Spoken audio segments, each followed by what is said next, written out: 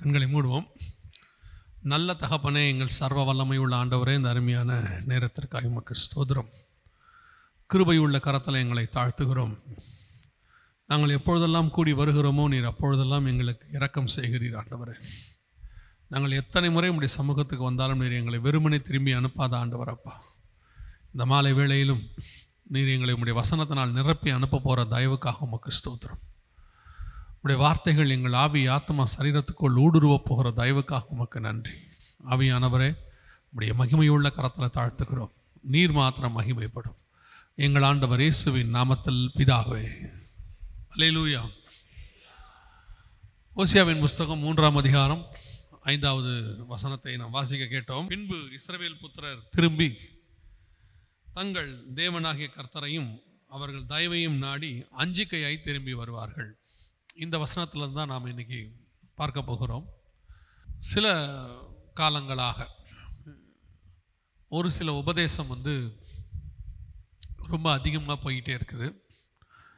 என்ன அப்படின்னு கேட்டிங்கன்னு சொன்னால், சபை எடுத்துக்கொள்ளப்படுதல். அதை நம்ம பொதுவாக ரகசிய வருகைன்னு சொல்லுவோம். ரகசிய வருகை அப்படிங்கிற வார்த்தையே பைபிளில் இல்லை, அதனால் ரகசிய வருகைன்னு ஒன்று கிடையாது அப்படின்னு சொல்லி நிறையா உபதேசங்கள். அது இப்போது கொஞ்சம் கொஞ்சமாக ஆவிக்குரிய சபைகளுக்குள்ளேயும் ஊடுருவது மாத்திரமல்ல, ஒரு சில பிரபலமான ஊழியர்கள் கூட அதில் வளர்ந்தவர்கள். ஒரு பிரபலமான பெரிய ஊழியரிடத்தில் தனிப்பட்ட முறையில் உட்காந்து பேசி கொண்டிருந்தேன்.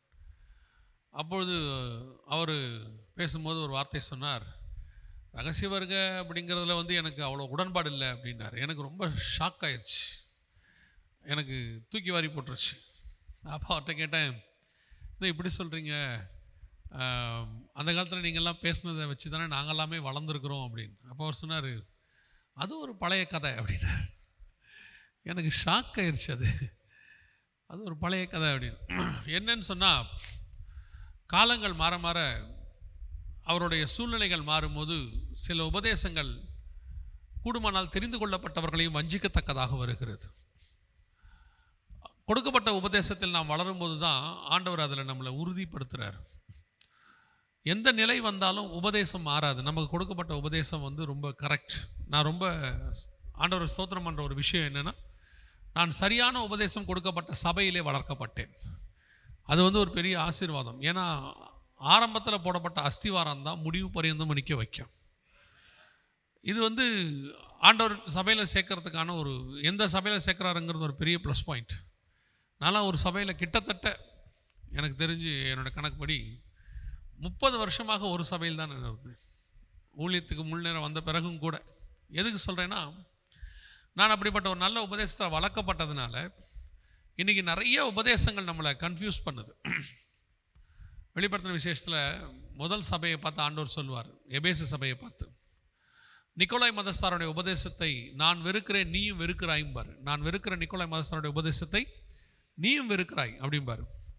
ஆனால் 3வது சபையின் காலத்தில், பெர்கமு காலத்தில் பார்த்தீங்கன்னா, நிக்கோலாய் மதஸ்தாருடைய உபதேசத்தை பின்பற்றுகிறவர் உன்னிடத்தில் உண்டும்பார்.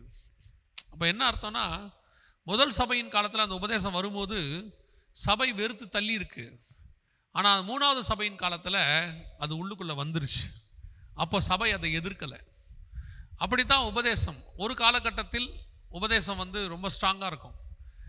நம்ம வளர வளர நம்ம என்னமோ நினச்சிக்கிறோம், நாமளுடைய அறிவு வளர்ந்துருச்சுன்ட்டு உபதேசத்தையும் மாற்ற விரும்புகிறோம். நம்ம ஆதியில் ஃபாலோ பண்ணுற அந்த உபதேசத்தினால தான் கர்த்தர் நம்மளை வளர்த்தே மேலே கொண்டு வந்தார்.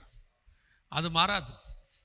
அப்போது இந்த ரகசிய வருகை, சபை எடுத்துக்கொள்ளப்படுதலுங்கிற உபதேசம் இப்போது சமீப காலமாக எனக்கு தெரிஞ்ச ஒரு 10 வருஷமாக சபைகளுக்குள்ளே ஊடுருவுது. இல்லைன்னு சொல்லி அதெல்லாம் கிடையாது அப்படின்லாம் சொல்லி, ரகசிய வருகைங்கிற வார்த்தை கிடையாது, திருத்தோன்ற வார்த்தை கூட கிடையாது, அதனால் இல்லைன்னு ஆகிடாது. சபை எடுத்துக்கொள்ளப்படுதலுங்கிற வார்த்தை இருக்குது. 1 தெசலோனிக்கேயர் 4:16-17 இருக்குது.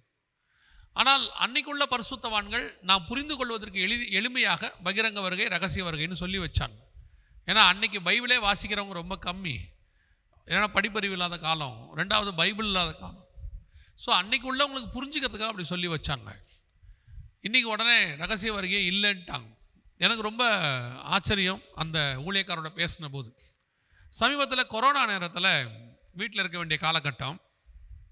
அப்பொழுது பழைய ஏற்பாட்டை கொஞ்சம் தானியேலுக்கு அப்புறம் உள்ள பகுதியை தியானிக்கும் போது ஒரு டைம் லைன், அதாவது ஒரு காலகட்டத்திலிருந்து சபை எடுத்துக்கொள்ளப்படுதல் வரைக்கும் உள்ளதை வரிசை கிரமமாக தீர்க்கதரிசிகளை வைத்து கர்த்தர் உரைத்ததை பார்க்க முடிஞ்சிச்சு. பழைய ஏற்பாட்டில் மட்டும் எனக்கு அது ரொம்ப ஆச்சரியமாக இருந்துச்சு. ஓசியாவின் புஸ்தகத்திலிருந்து யோவேல் புஸ்தகம் வரைக்கும் வரிசை கிரமமாக அடுத்தடுத்து நடக்கிற சம்பவங்களை கர்த்தர் கொடுத்துக்கிட்டே வரார். அப்போ ஒன்றொன்றாக அதை தியானிக்க அதை பற்றின சம்பவங்கள் பூமியில் நடக்கிறதையும் கர்த்தர் காட்டிக்கொண்டே வந்தார். ஸோ அந்த வசனத்தையும் அந்த சம்பவங்களையும் இணைச்சி பார்க்கும்போது பிரமிப்பாக இருந்துச்சு. அதில் என்ன ஒரு பெரிய ஆச்சரியம்னா, சபை எடுத்துக்கொள்ளப்படுறது அதுலேயும் மென்ஷன் பண்ணியிருக்கிறார் ரகசிய வருகையை பற்றி.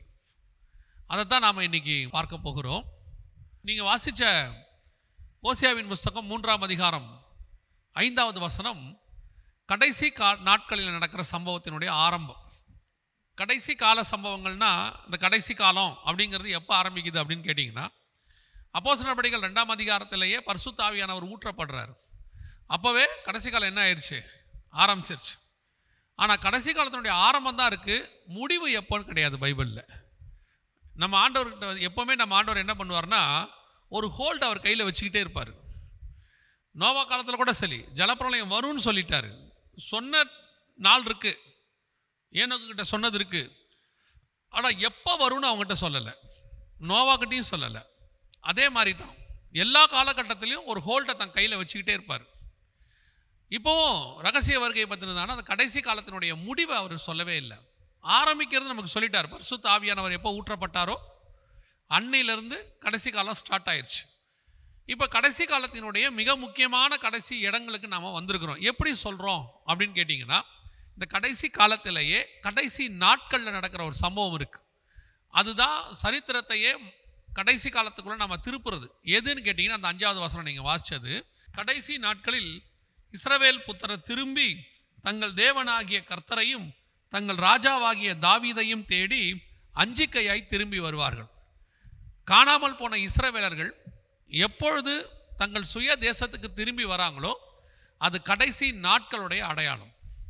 அதான் கடைசி நாட்களுக்கு அடையாளம். கிட்டத்தட்ட 1850 வருஷம் அவங்க காணாமல் போயிருந்தாங்க. 1850 வருஷம், கிபி 70லிருந்து 1918 வரைக்கும் அவங்க காணாமல் போயிருந்தாங்க. 1948 தனி நாடாக மாறினாங்க.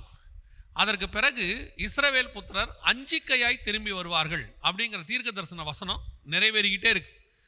எப்பவுமே நல்ல ஒரு காரியத்தை நான் புரிஞ்சுக்கணும். இந்த வீடியோ பார்க்கும்போது இப்போவும் ஸ்டில் இந்த உலகம் எல்லாமே நம்முடைய ஆண்டவர் கையில் தான் இருக்குது.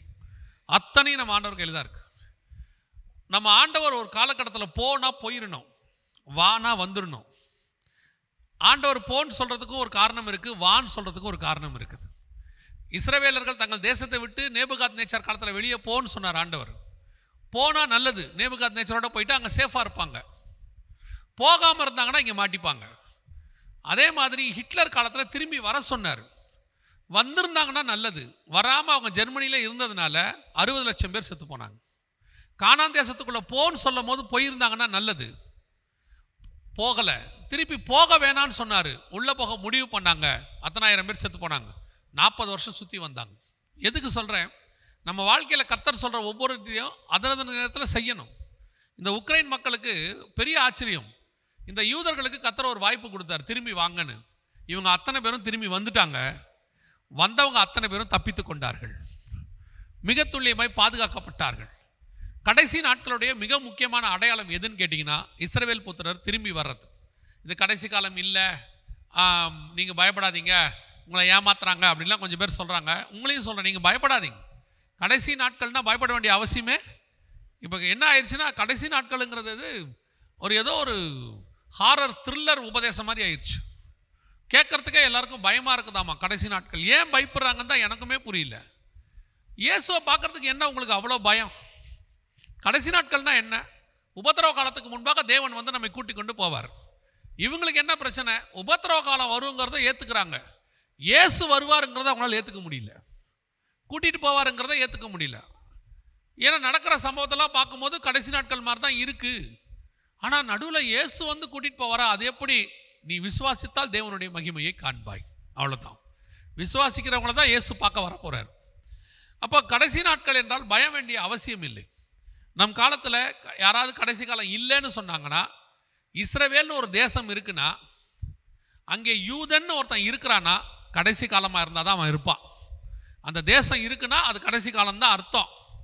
யோசிச்சு பாருங்க, 1850 வருஷமாக ஒரு தேசமும் இல்லை, ஒரு இனமும் இல்லை, ஒரு மொழியும் இல்லை. இன்னைக்கு திரும்பி நம்ம காலத்தில் வந்துருச்சு, நம்ம கண்ணுக்கு முன்னாடி இருக்குது. இதையே நம்முடைய தாத்தாவுடைய காலத்தில் கேட்டிருந்தாங்கன்னா இல்லை, இஸ்ரவேல் தேசமே இல்லை, பார்க்க முடியாது. ஆனால் நம்ம காலத்தில் நம்ம பார்க்குறோம். அவங்க எகிப்துலேருந்து திரும்பி வந்தா மாதிரி, அப்புறம் நெகேமியா தலைமையில் வந்தா மாதிரி, செருபாபேல் தலைமையில் வந்தா மாதிரி, எஸ்ரா தலைமையில் வந்தா மாதிரி, இப்போ நம்ம காலத்திலையும் அவர்கள் திரும்பி வந்திருக்கிறார்கள். இது பைபிள் நடக்கிற சம்பவத்தினுடைய ஒரு பகுதி. நாமும் பைபிள் நடக்கிற சம்பவத்தில் ஒரு பகுதி மக்களாகத்தான் இருக்கிறோம். ஆனால் இதை ஸ்பிரிச்சுவலாக கனெக்ட் பண்ணுறதுக்கு இன்றைக்கி யாருக்கும் முடியல. அவங்களுக்கு இதை ஸ்பிரிச்சுவலாக பார்க்க தெரியல. அதனால் என்ன சொல்லிடுறாங்க, இது கடைசி காலம்லாம் இல்லை அப்படின்றாங்க. நீங்கள் ஏமாறாதிருங்கள், நீங்களும் நானும் கடைசி காலத்து ஜனங்கள் தான். உங்களுக்கும் எனக்கும் கர்த்தருக்கு சித்தமானால், நமக்கு தெரியாது அவர் வரும் நாளாகிலும் நாளிகை ஆகிலும் பிதா ஒருவரை தவிர மற்ற ஒருவரும் அறியார், நமக்கு தெரியாது. கர்த்தருக்கு சித்தமானால் நாம் அவருடைய வருகையை பார்க்கிற ஜனங்களாக இருப்பதற்கு நிறைய வாய்ப்பு இருக்கிறது. ஏன் அப்படின்னு கேட்டிங்கன்னா, ஆபிரகாம் இயேசுவின் நாட்களை பார்க்க ஆவலாக இருந்தார்.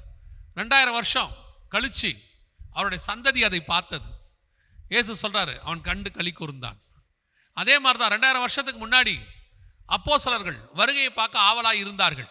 அவர்கள் அன்னைக்கு பார்க்கவில்லை, இன்னைக்கு நாம் அவருடைய சந்ததிகளாக இருக்கிறோம். சரியா 2000 வருஷம் நாம் அதை பார்ப்பதற்கு நிறைய வாய்ப்பு இருக்கிறது. அல்லேலூயா.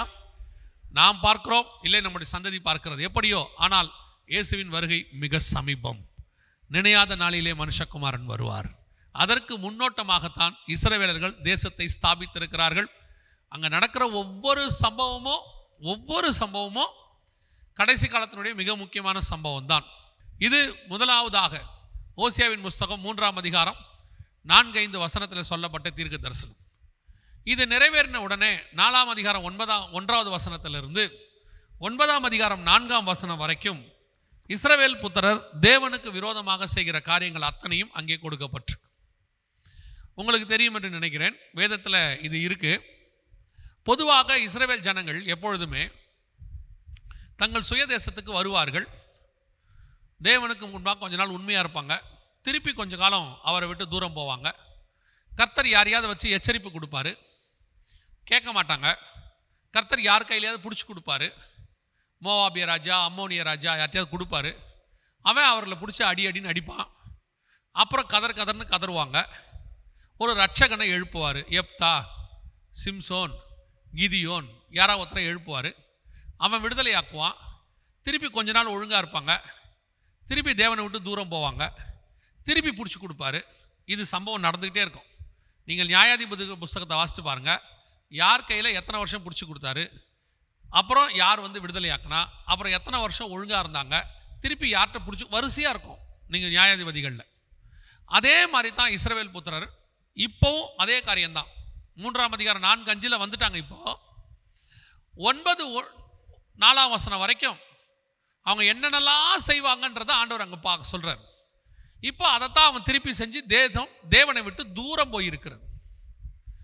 இப்போ இஸ்ரவேல் புத்திரர்னா அவங்கள மட்டும் சொல்கிறோன்னு நினச்சிக்காதீங்க, நமக்கும் அது பொருந்தோம். நாமளும் அப்படித்தான். கொஞ்ச நாள் ஆண்டவர்கிட்ட நல்லா இருப்போம், அப்புறம் கொஞ்சம் தேவனை விட்டு அப்படி தூரம் போவோம். கர்த்தர் இங்கேருந்து பேசுவார், எச்சரிப்பார், ஒன்றும் ஏறாது மண்டையில். அப்புறம் ஆண்டவர் எதையாவது வெளியே ஒரு போடுவார்.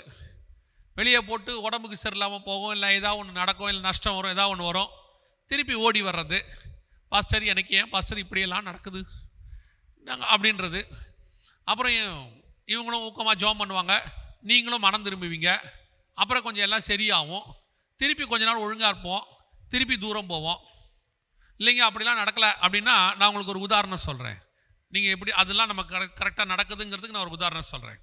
இந்த மாதம் கம்யூனியன் கொடுக்குறாங்களா, சொன்னாங்களே திருவிருந்து ஆராதனை எடுப்பீங்களா? எடுக்கும் போது கொடுத்த உடனே வாயில் வாங்கி எத்தனை பேர் உடனே போட முடியும்? கம்யூனியன் கொடுத்த உடனே சோத்திரம் பிரைஸ் தி லார்ட் கொடுங்க அப்படின்னு வாங்கி எத்தனை பேர் போடுவிய? ஒருத்தர் கூட போட மாட்டோம். வாங்கி வச்சுக்கிட்டு சோத்திரம் சோத்திரம் சோத்திரம். அந்த மாதம் செஞ்சது எல்லாம் ஞாபகத்துக்கு வரும், அப்படியே ஒப்பு கொடுத்துக்கிறது. அப்புறம் கொஞ்ச நேரம் கதறது, இனிமேட்டு செய்ய மாட்டேன் செய்ய மாட்டேன் செய்ய மாட்டேங்கிறது. நமக்கு நாமே ஒரு சமாதானம் ஒன்று வரும், சரி இனிமேட்டு நம்ம செய்ய மாட்டோம், வாயில் போடுறது. ஒரு 2 நாளைக்கு ஒழுங்காக இருக்கிறது, திருப்பி பழையபடி. 1 மாதம் கூட நாம் ஒழுக்கமாக இல்லைன்னு அர்த்தம். இதுக்கு தான் என்ன பண்ணாங்க முந்தி பரிசுத்தவான்கள், இந்த கம்யூனனுக்கு முந்தின நாளில் சுத்திகரிப்பு கூட்டம்னு வைப்பாங்க. வச்சு இந்த சுத்திகரிப்பு கூட்டத்துக்கு வர்றவங்களுக்கு தான் என்ன கொடுத்தாங்க, கம்யூனன் கொடுத்தாங்க. இப்போ நாங்கள் அந்த சுத்திகரிப்பு கூட்டத்தை வைக்கிறதில்ல, ஏன்னா நீங்கள் வர்றதில்லை. நாங்கள் யாருக்கு கம்யூனன் கொடுக்குறது? நீங்கள் யாரும் வர்றதில்லை. கேட்டால் நீங்கள் மட்டும்தான் வேலையாக இருக்கிற மாதிரி, எங்களுக்கு என்னமோ வேலை வெட்டியே இல்லாத மாதிரி நம்மக்கிட்ட ஒரு பதில் சொல்லுவாங்க பாரு, ரொம்ப அழகாக சொல்லுவாங்க. எங்கே பிரதர் உங்களை காணோம்? வேலை பாஸ்டர். அப்போ நம்மளை என்ன சொல்ல வராங்க? நம்ம கேட்குறோம், நேற்று மீட்டிங்க்கு உங்களை பார்த்தேன் வரலையே, நீங்கள் எங்கே போனீங்க? ரொம்ப வேலை பாஸ்டர். அவன் அடுத்த கேள்வி என்ன, உங்களை மாதிரியா அப்படின்னு சொல்லாமல் இருக்கான். 2வது லைன் சொல்லலை, அவ்வளோதான். அவ்வளோ பிஸி. அதனால் நாங்கள் சுத்திகரிப்பு கூட்டத்தையும் இப்போ வைக்கிறதில்ல. ஒரு வாரமாவது நம்மளை, ஒரு மாதமாவது கம்யூனியில் நம்மளால் உண்மையாக வாங்கி வாயில் போட முடியுதா? இருதயத்துக்குள்ள ஒரு குத்துதல் வருது இல்லை அப்படின்னா என்ன அர்த்தம்? 1 மாதம் கூட என்னால் தேவனுக்கு முன்பாக எப்படி இருக்க முடியல, உண்மையாக இருக்க முடியல. கேட்டால் நம்மளுக்கு நாமே ஒரு சால்ஜாப் சொல்லிக்கிறோம். என்ன சொல்கிறோம்? பாவம் நிறைந்த உலகம். என்னைக்கு உலகம் வெறும் பரிசுத்தமாக இருந்துச்சு? வெறும் பரிசுத்தமாக இருக்கிறது பரலோகம். என்னைக்கு நம்ம தாத்தா பாட்டி பழம் சாப்பிட்டாங்களோ அன்னையோட கதை முடிஞ்சு. அன்னிலேருந்து இன்னை வரைக்கும் பாவம் நிறைந்த உலகம்தான். நமக்கு நாமே சொல்லிக்கிறோம். இது நம்மளை இப்போ நம்ம எப்படியோ அப்படி தான் இஸ்ரவேல் புத்திரர் இருக்கிறான். 9ஆம் அதிகாரம் 4ஆம் வசனம் வரைக்கும் அப்படி தான் நடக்குது. இன்றைக்கும் இஸ்ரவேல் தேசம் அப்படி தான் இருக்குது. போய் பாருங்கள், தேசம் எல்லாருக்கும் தேசத்தில் விக்கிரகாராதனை இருக்கும், ஓரினை சேர்க்கை இருக்கும், ஓரினை சேர்க்கை பரேடு நடக்கும், இஸ்ரவேல் தேசத்தில் நடக்கும். இன்னும் சொல்லப்போனால் இந்த ஓரினை சேர்க்கைக்கு இஸ்ரவேல் தேசம் தான் இன்றைக்கி ஹெட் குவார்ட்டர்ஸ், தலைமை பீடம். வெளிப்படுத்தின விசேஷம் 11ஆம் அதிகாரம் 8வது வசனம் வாசி. அந்த தீர்க்க தரிசனம் நம்ம காலத்தில் எப்படி நிறைவேறிக்கு பாருங்கள். கிபி 96 சொன்னது நம்ம காலத்தில் நிறைவேறிடுச்சு. வாசிங்க பார்ப்போம். 11:8. உடல்கள் மகா நகரத்தின் விசாலமான வீதியிலே கிடக்கும். அந்த நகரம் சோதோம் என்றும், நல்ல கவனிங்க, அந்த நகரம் சோதோம் என்றும் எகிப்து என்றும் ஞானார்த்தமாய் சொல்லப்படும். அதிலே நம்முடைய கர்த்தரும் சிலுவையில் அறையப்பட்டாரே. எருசலேம் நகரத்தை பற்றி அங்கே சொல்லப்பட்டிருக்கு. எருசலேமுக்கு புறம்பே அவர் சிலுவையில் அறையப்பட்டார். அந்த நகரம் ஞானார்த்தமாக என்னவென்று சொல்லப்படும்? சோதோம் என்று சொல்லப்படும். சோதோமில் என்ன இருந்துச்சு? தெருக்களிலே அவர்கள் கூடினார்கள், லோத்துவின் வீட்டை சூழ்ந்து கொண்டார்கள், தெருக்களிலே கூடியிருக்கிறார்கள். எங்க? உலகத்துக்கே ஹெட் குவார்ட்டர்ஸ் இன்னைக்கு இவங்க தான். முந்தி எருசலேமுக்கு முன்னாடி ஹெட் குவார்ட்டர்ஸா ஐரோப்பாவுக்கு ஸ்பெயின் நாட்டில் ஒன்று இருந்துச்சு, அப்புறம் யூகேல பிரைட்டன் இருந்துச்சு. அந்த பிரைட்டன் ஹெட் குவார்ட்டர்ஸாக இருக்கும்போது தான் நான் அங்கே ஒர்க் பண்ணிட்டு இருந்தேன். அது எவ்வளோ அருவருப்பாக இருக்கும்ன்றதை நான் நேரடியாக பார்த்தேன். சோதோம் அவ்வளோ மோசம். அங்கே வேலை செய்கிற காலத்தில் பார்க்கும்போது அரசாங்க அனுமதியோடு கூட சகல அருவருப்பும் நடக்கும். சோதோம்ங்கிறது அப்படி தான் இருக்குன்றதை அன்றைக்கி தான் பார்த்தோம். இன்னைக்கு அதுக்கு தலைமை பீடமாக எது இருக்குன்னா எருசலேம் இருக்குது, கொண்டாந்து வச்சிருக்கிறாங்க. இதுதான் தேவனை விட்டு தேசம் தூரம் போகுதல். அப்போ ஒருத்தரை பார்க்கும்போது என்ன கேட்டார், இது ஹோலி லேண்டுன்னார். நான் சொன்னேன், ஹோலி லேண்ட் கிடையாது. நம்ம ஆண்டவர் எங்கே இருக்கிறாரோ அதுதான் ஹோலி லேண்ட். இது ப்ராமிஸ்டு லேண்ட், அதில் மாற்று கருத்து மேலே. இது வாக்கு தத்தத்தின் பூமி. ஆனால் பரிசுத்த பூமி என்பது பரலோகத்தில் இருக்கிறது. நமக்கு பரிசுத்தமானது ஆண்டவர் எங்கே இருக்கிறாரோ அதான் பரிசுத்தம். அப்போது இஸ்ரவேல் தேசம் இதனுடைய விளைவாக, இஸ்ரவேல் மட்டும் இல்லை, இதே மாதிரி இஸ்ரவேலுக்கு என்னென்னலாம் இருக்குதோ அது எல்லாமே சபையிலையும் நடக்கும். ஏன்னா இப்போ நாம தானே ஆவிக்குரிய இஸ்ரவேலர்கள்.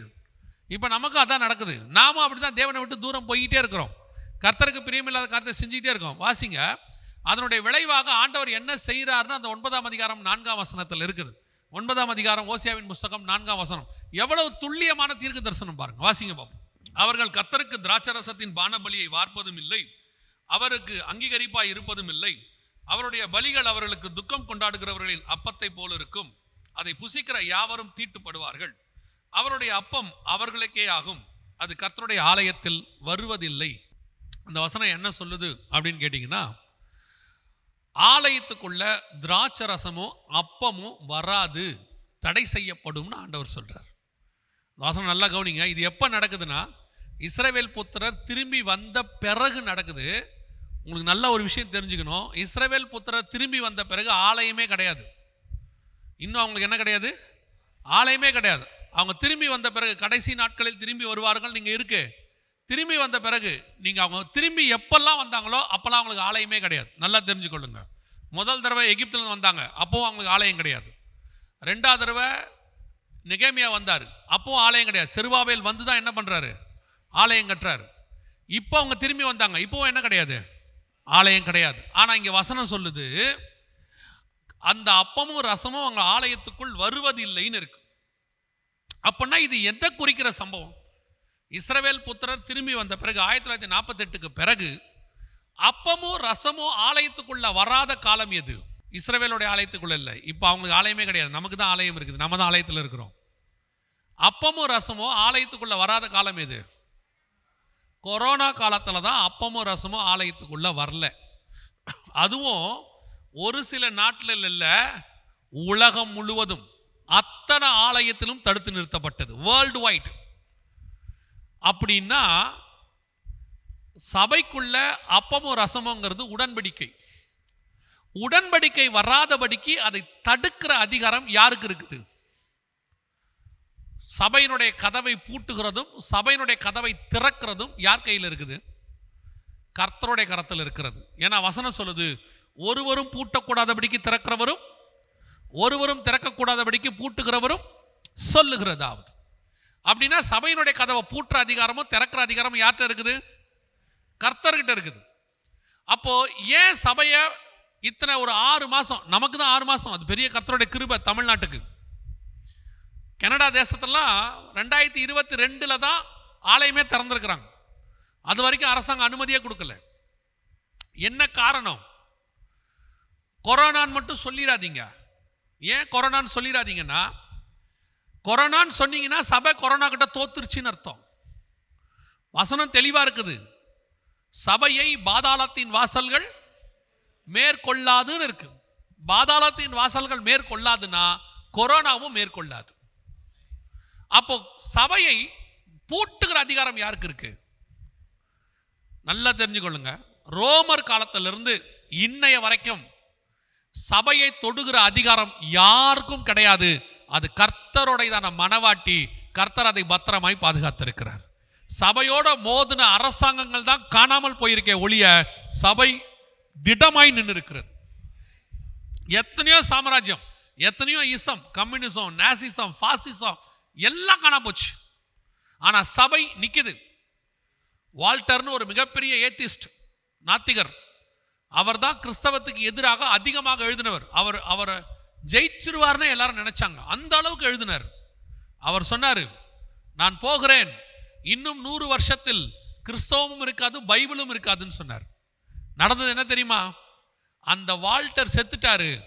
கடைசியில் அவரோட குடும்பம் சில பிரச்சனைகளில் போய் வறுமைக்கு போயிருச்சு. வால்டர் வீடு விற்கப்பட்டது. அந்த வீட்டை வாங்கினது பைபிள் சொசைட்டி.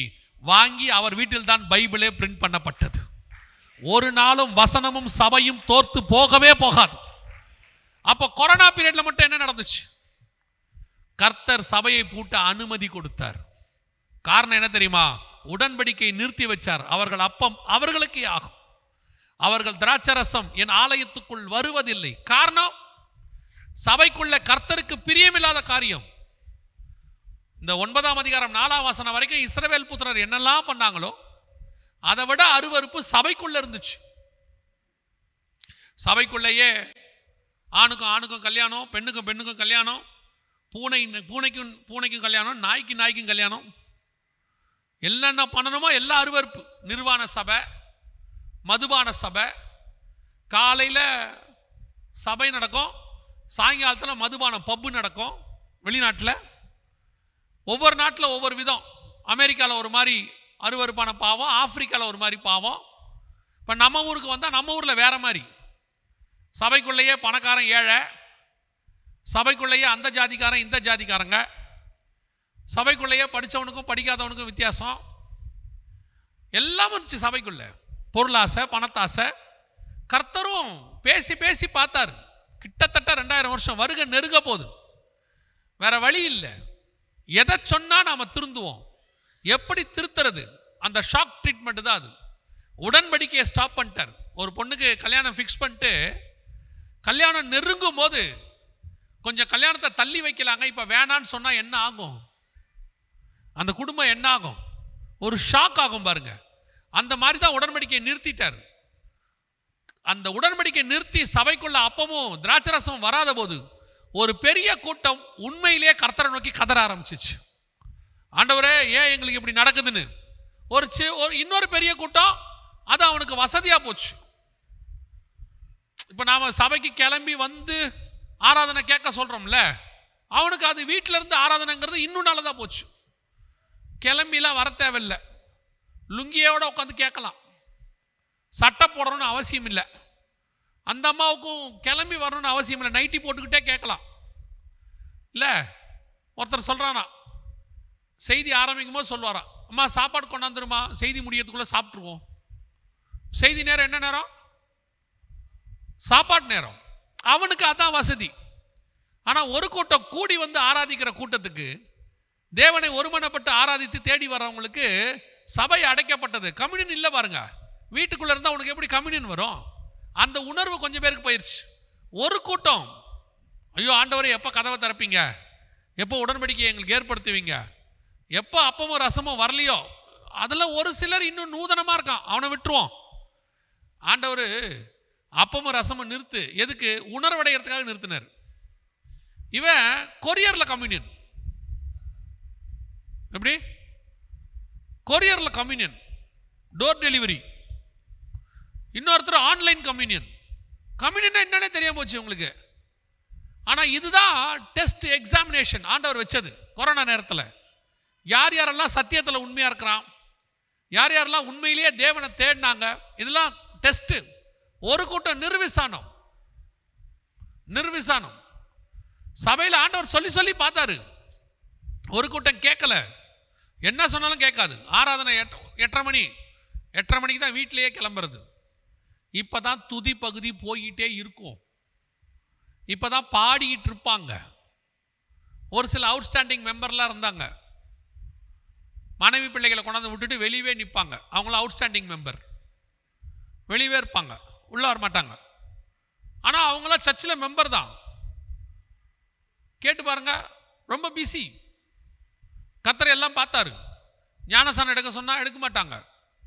எடுப்போம், பொறுமையாக எடுப்போம்பா. கொரோனா வந்துச்சு பாருங்க, அலறி அடிச்சுக்கிட்டு வந்தார் பாருங்க. ஒருத்தர் வந்து கேட்டார், பிரதர் கொரோனா இது ஃபோன் பண்ணி கேட்குறாரு, பிரதர் ஞானசானம் எடுக்கலாமா? நான் கேட்டேன், என்ன இவ்வளோ அர்ஜென்ட்டு அப்படின்னு. இல்லை போகிற பக்கே சரியில்லை. என்ன போகிற பக்கம் சரியில்லை? இல்லை பக்கத்து தெருவில் தான் விழுந்துட்டு இருந்துச்சு, நீங்கள் நம்ம தெருவிலே ஆரம்பிச்சிருச்சு. எதிர் வீட்டில் ஒருத்தர் போயிட்டாரு, இந்த பக்கம் எப்போ திரும்பவும் தெரியாது, எதுக்கும் எடுத்து வச்சுருவோமே அப்படின்னாரு. எத்தனை நாள் கதவை திறந்துட்டு தொட்டியை வச்சுக்கிட்டு தலையை தேடிக்கிட்டு இருந்தோம். தண்ணி இருக்குது தலை இருக்கா, தண்ணி இருக்குது தலை இருக்கான்னு கேட்டோம்ல, ஒரு வயலும் வரல. இப்போ அதான் நான் சொன்னேன், இப்போ நாங்கள் கொடுக்க மாட்டோம் அப்படின்னு. என்ன பிரதர் இப்படி சொல்கிறீங்க? சத்தியத்தை சொல்லும் போது கேட்குற மனசு வர மாட்டேங்குது, இருதய கடினம். கர்த்தர் இந்த மாதிரி ஏதாவது பண்ணாதான் மனம் திரும்புனா என்ன அர்த்தம்? எல்லாரும் சொல்கிறாங்க, கொரோனா நேரத்தில் உங்கள் செய்தியை கேட்டோம், கொரோனா நேரத்தில் உங்கள் செய்தியை கேட்டோம். அதுக்கு முன்னாடி 15 வருஷம் கத்தியிருக்கோம், 15 வருஷம் கத்தியிருக்கோம். ஆனால் இப்போ நான் சந்தோஷப்படுறேன், அப்போவாது கேட்டீல, அது வரைக்கும் சந்தோஷம். எதுக்கு சொல்கிறோம்? கர்த்தர் அப்பத்தையும் ரசத்தையும் நிறுத்தி வைத்தார். அது கர்த்தர் செஞ்சதுனால மட்டும்தான். வேற யாரும் அப்பத்தையும் ரசத்தை நிறுத்த முடியாது. கர்த்தர் பண்ண உடன்படிக்கை, அதை ஸ்டாப் பண்ணுற அதிகாரம் யாருக்கிட்டையுமே கிடையாது.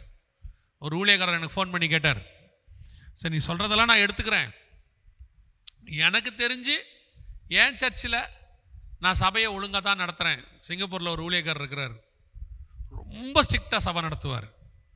அதாவது வசனத்தின்படி சபை நடக்கணும்னு நினைப்பார். இத்தனைக்கு அவர் சிங்கப்பூரில் சபை நடத்துகிறார்.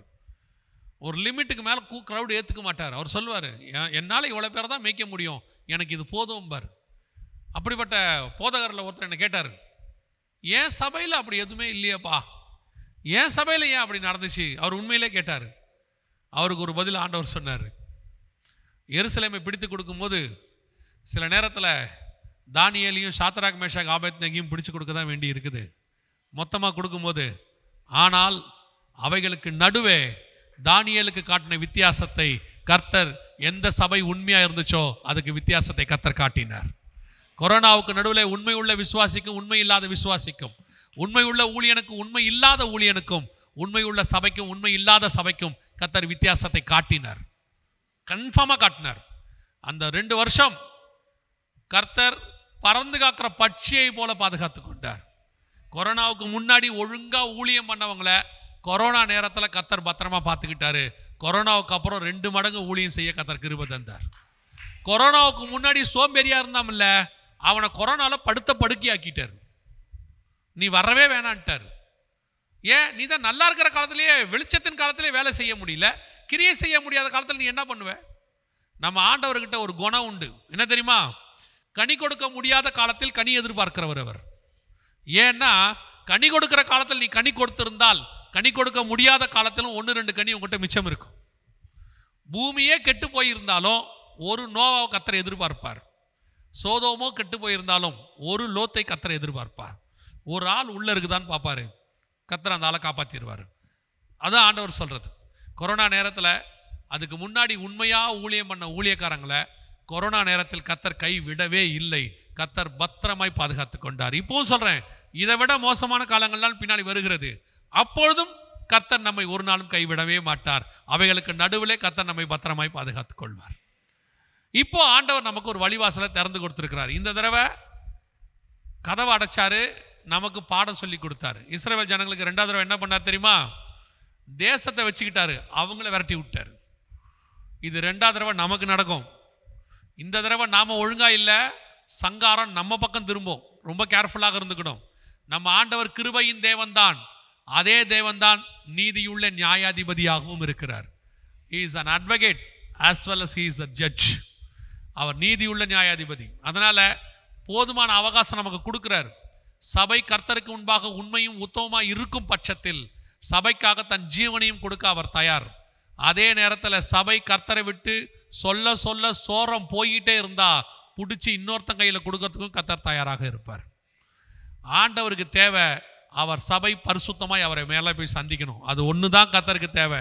சபை பூமியில் என்ன சாதிக்குதுங்கிறது அவருக்கு அவசியமே கிடையாது. ஏன்னா பூமியில் சாதிக்கிறதுக்காக நீங்கள் நானும் ஏற்படுத்தப்படவில்லை, பரலோகத்தில் சாதிப்பதற்காக நீங்கள் நானும் ஏற்படுத்தப்பட்டோம். அது எப்பவுமே அது தெரிஞ்சுக்கணும்.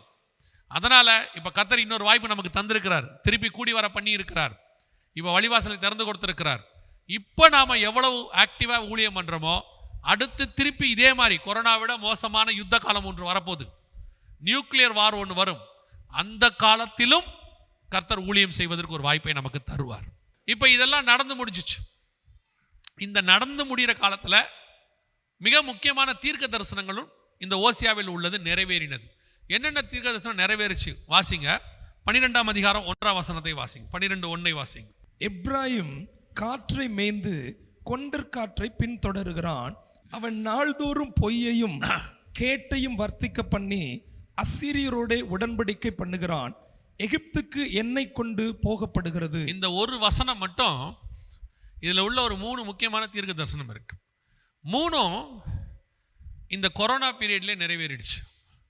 நமக்கு தெரியாது, ஆனால் வசனத்தில் உள்ளது, அது நிறைவேறதுக்கான ப்ரூஃபும் இருக்குது. அப்போ தான் ஆண்டவர் இதை வாசிக்கும் போது தான் இது நடந்ததெல்லாம் ஆண்டவர் எடுத்து சொன்னார். முதலாவது, எப்ராயிம் காற்றை மேய்ந்து கொண்டற்காற்றை பின்தொடர்கிறான். காற்றை மேய்ந்துனா என்ன? காற்றை மேய்தல்னா என்ன? இப்போ நமக்கு தெரிஞ்ச ஒரு வசனம் இருக்குது, 23ஆம் சங்கீதம். கர்த்தர் என்னை புல்லுள்ள இடங்களில் மேய்த்து அமர்ந்த தண்ணீர் அண்டையில் நடத்துகிறார். புல்லுள்ள இடங்களில் மேய்த்து அப்படின்னா என்ன அர்த்தம் அப்படின்னா, எனக்கு சாப்பாடு கொடுக்குறாரு. நார்மலாக எடுத்துக்கிறோம், நாம் ஸ்பிரிச்சுவலாக போல நார்மலாக எடுத்துக்கிறோம். எனக்கு ஆண்டவர் ஆகாரம் கொடுக்குறாரு, என் சர்வைவல், என்னை காப்பாற்றுறார், ஜீவனத்துக்கான காரியத்தை கொடுக்குறார் அப்படின்னு அர்த்தம். கடைசி காலத்தில் எப்ராயிம் என்ன செய்வானா, ஏன்னா 3ஆம் அதிகாரத்திலே கடைசி நாட்கள் வந்துருச்சு. கடைசி நாட்களில் எப்ராயிம் என்ன செய்வானா, காற்றை மேய்வான் அப்படின்னு இருக்கு. காற்றை மேய்வாங்களா? காற்றுல சாப்பாடு இருக்குதா, காற்றுல சர்வைவல் இருக்குதா அப்படின்னு கேட்டிங்கன்னா, ஒவ்வொரு காலகட்டத்திலையும் நம்ம ஒவ்வொன்றும் டிபெண்ட் பண்ணி இருப்போம். பிஸ்னஸ்க்கு, நம்ம சர்வைவலுக்கு. இந்த கடைசி 20 வருஷம் எதை டிபெண்ட் பண்ணி இருக்கிறோம் தெரியுமா? நம்முடைய சர்வைவல் காற்றை நம்பி தான் இருக்குது. அது என்னங்க காற்று? கொரோனா நேரத்தில் தான் அது ஹை லெவலுக்கு போச்சு. அது என்ன காற்று அப்படின்னு கேட்டிங்கன்னா வேற ஒன்றும் இல்லை, நீங்கள் யூஸ் பண்ணுற இன்டர்நெட்டு, நீங்கள் யூஸ் பண்ணுறதான வைஃபை, செல்ஃபோன், ஏடிஎம் மிஷின், இது எல்லாமே எதில் இயங்குது? காற்றுல இயங்குது. அவ்வளோதான். இப்போ நீங்கள் செல்ஃபோன் வச்சுருக்கிறீங்க, அது எதனால் ஆக்டிவேட் பண்ணிட்டு இருக்கிறீங்க அப்படின்னா முழுக்க முழுக்க காற்று. நீங்கள் ஒருத்தரை கூப்பிட்றீங்க, இன்னொருத்தருக்கு போகுது. எது வழியாக போகுது? காற்றின் வழியாக போகுது. நம்ம தாத்தா காலத்தில் தான் ஃபோன் இருக்கும், வீட்டில் ஒரு ஃபோன் இருக்கும், பார்த்துருப்பீங்க, இப்படி சுற்றி விடுவோம். அந்த ஃபோன் காலத்தில் பார்த்தீங்கன்னா ஒரு ஒயர் போய் கனெக்ட் ஆகும். அந்த ஒயரு நம்ம ஏரியாவில் இருக்கக்கூடிய ஒரு பாக்ஸில் போய் கனெக்ட் ஆகும். அது ஒரு கம்பி தந்தத்தில் கம்பியில் போய் அந்த ஒரு இது இருக்கும், தூணில் அது கம்பி வழியாக, அது பேர் கம்பி உள்ள தந்தி முறை. இப்போ நாம் யூஸ் பண்ணுறது எல்லாமே கம்பி இல்லா தந்தி முறை. எல்லாமே காற்று, எல்லாமே காற்றுல போகுது. கவனிங்க, அந்த ஆன்லைன் அப்படின்னு சொல்லக்கூடிய எல்லாமே, அது குறிப்பாக கொரோனா நேரத்தில் எல்லாமே ஆன்லைனாக மாறிடுச்சு. எந்த அளவுக்கு எல்லாமே ஆன்லைன்னா, படிப்பு ஆன்லைன், வேலை ஆன்லைன். ஒரு பெரிய பெரிய நகரங்களில், அதாவது பெங்களூர், நம்ம கோயம்புத்தூர், அப்புறம் சென்னை, திருச்சி, மதுரை, பெரிய பெரிய நகரங்களில் சாப்பாடுமே ஆன்லைன். இது அத்தனையும் காற்றை அடிப்படையாக கொண்டது. இந்த காற்று தான் கடைசி காலத்தில் மையப்பொருள். எப்ராயிம் காற்றை மேய்ந்து. இன்னைக்கும் நம்மளை ஆன்லைனில் கொண்டு வந்துட்டாங்க. இன்னும் ஒரு 6 மாதம் எழுதி வச்சுக்கோங்க, நீங்கள் டிஜிட்டல் மணிக்குள்ளே போகிறீங்க. ஆல்ரெடி டிஜிட்டல் மணினா இருக்குது. டிஜிட்டல் மணினா என்ன? ஒன்றும் இல்லை, கார்டு சிஸ்டம் இருக்குல்ல, கார்டு ஸ்வைப் பண்ணுறீங்கல்ல, இந்த கார்டு, மொபைல், இது மட்டும்தான் இருக்கும். நீங்கள் யூஸ் பண்ணுற கை பணம் இருக்காது. எந்த பணம்?